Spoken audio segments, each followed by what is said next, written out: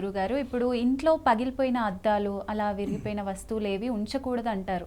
So అలా ఎందుకు అంటారు? ఇక్కడ ఏంటంటేనమ్మా, ఈ భిన్నమైనటువంటి వస్తువులు ఏవి కూడా శ్రేష్టమైనటువంటివి కాదు. సాధారణంగా మనం దేవాలయాల్లో ప్రధానంగా వింటూ ఉంటాం. ఒక దేవతామూర్తికి సంబంధించినటువంటి విగ్రహంలో కిరీటం కానీ, ఆభరణాలు కానీ, ఆయుధాలు కానీ, అవయవాలు కానీ ఏమన్నా భిన్నమైతే తీసేయాలి. కేవలం దేవాలయంలోనే కాదు, మన ఇళ్లలో కూడా ఏదైనా ఒక విగ్రహం ఉందనుకోండి, వెండి విగ్రహం కావచ్చు, బంగారు విగ్రహం కావచ్చు, మట్టి విగ్రహం కావచ్చు, ప్లాస్టిక్ది కావచ్చు, ఏదైనా కావచ్చు, ఆ విగ్రహాలు ఏమైనా విరిగిపోయినట్లయితే వెంటనే ఆ విగ్రహాన్ని తీసేసి ఆ స్థానంలో కొత్త విగ్రహాలు పెట్టుకోవాలి. ఇక తర్వాత అదేవిధంగా ఏంటంటే, మనకి ఈ బ్రేక్ అయినటువంటి దేవుడి ఫోటోలు కూడా విరిగిపోతే కూడా అవి మనం తీసి పక్కన పెట్టేసేయాల్సి వస్తుంది. ఎందుకంటే విరిగినటువంటి ఈ విగ్రహాల్లోని కానీ, ఈ విరిగినటువంటి ఫోటోలో కానీ దైవశక్తి అందులో ప్రవేశిస్తుంది అనమాట. అంచేత అది రిఫ్లెక్ట్ అయిపోతుంది అది.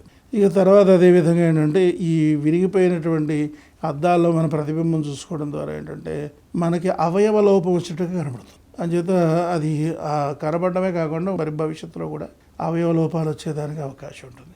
ఎప్పుడైనా సరే మన ప్రతిబింబం అనేది అందంగా కనపడాలి తప్పించి, చక్కటి మనం ఎలాగున్నా ఆ విధంగా మనకి రిఫ్లెక్ట్ అవ్వాలి తప్పించి, అందులో విరిగిపోయినట్టుగా కానీ, లేకపోతే మన చెయ్యి ఏదో కట్ అయినట్టుగా కానీ, లేకపోతే మన ముక్కు ఏదైనా తప్పుకున్నట్టుగా. అలాగే అద్దాల్లో కూడా ఏమవుతుందంటే కొంచెం షేడ్ వస్తూ ఉంటుంది. పైన పొడుగ్గా వచ్చి కింద పొట్టిగా వచ్చి ఇట్లా అంటే కొంచెం మార్పులు వస్తుంది. అట్లాంటి అద్దాలు కూడా మనం అందులో ప్రతిబింబం చూసుకోకూడదు అనమాట. అంచేత మన ప్రతిబింబం ఇప్పుడు కూడా స్పష్టంగా మనకి చూపించేటువంటి అద్దాలే మన ఇంట్లో ఉండాల్సి వస్తుంది. అంచేత ఈ విరిగిపోయినటువంటివి కూడా మన ఇంట్లో ఉండకుండా మనం జాగ్రత్త వహించాల్సిన అవసరం ఉంటుంది. అలాగే ఇంట్లో మనకి ఏంటంటే బీటలు వారిపోతుంటాయి గోడలు. అట్లాంటి బీటలు వారినప్పుడు వెంటనే దానికి ఏంటంటే దాన్ని ఫిల్లింగ్ చేసేసి మళ్ళీ పెయింట్ వేసేసి మనం సిద్ధం చేసేసుకోవాలి. గోడలు కూడా బీటలు వారకూడదు. అంచేత బహు జాగ్రత్త వహించాల్సి వస్తుంది. పూర్వం ఏం చేసేవాడు అంటే పెద్దవాళ్ళంతా కూడా ప్రతి సంక్రాంతి పండగకి కూడా మన ముందు ధనుర్మాసం ప్రారంభం కాకమునిపే కార్తీక మాసంలోనే పని ప్రారంభించి ఏమైనా గోడలు ఏమైనా బీటలు ఉంటే వాటిని ఫిల్లింగ్ చేయించేసి చక్కగా పూర్వం ఏంటంటే సున్నం కొట్టేవారు. ఇంకా బాగా కాస్ట్లీ వాడైతే గోపి సున్నం కొట్టేవారు అనమాట. అట్లా దాంతో చక్కగా పెయింట్ చేసుకొని సర్వాంగ సుందరంగా లక్ష్మిని ఆహ్వానించేవారు అనమాట.